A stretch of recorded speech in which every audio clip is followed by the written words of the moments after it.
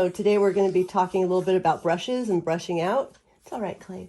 And I was going to show you in my grooming catalog, there's 1, 2, 3, 4, 5, 6 pages just on brushes and rakes and that type of thing.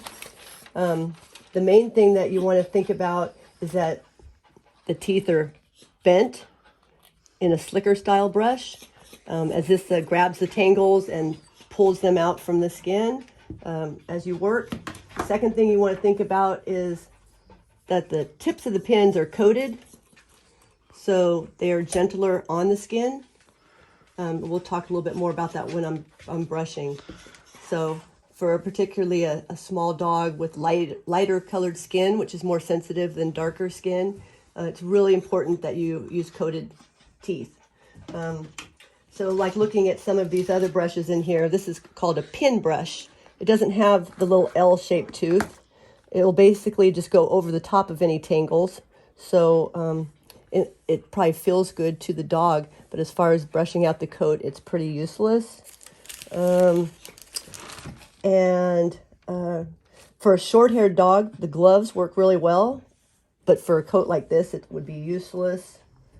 And these with the rubber nubby called Zoom Groom, also they would feel really good to the dog. Nice skin massager, useless for brushing the coat, as would any of these other gloves. This is a pumice stone, like you use to take the rough skin off the bottom of your foot.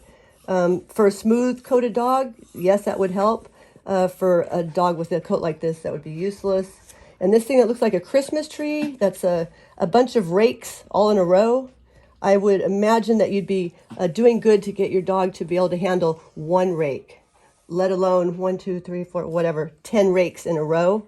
If it was your coat, I don't think you'd let someone use 10 rakes in a row either.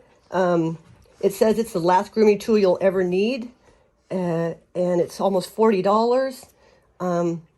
I would never spend $40 to find out, because it looks like a not viable option right off the bat. So that's the main thing. The other thing is how strong the teeth are. This is a soft brush. You can see how easily the pins bend. This is a stiff brush. They bend, but they're a lot stiffer. So this would be like for, a thick coat with undercoat. It's also uncoated pins. This could like really brush burn your dog if you're not careful. Even with the coated pins, you want to be careful that you're not brushing the skin, you're brushing the hair. And so we'll get to that. And when you're done, it's always good to have a comb to run through your dog to make sure you got all the tangles.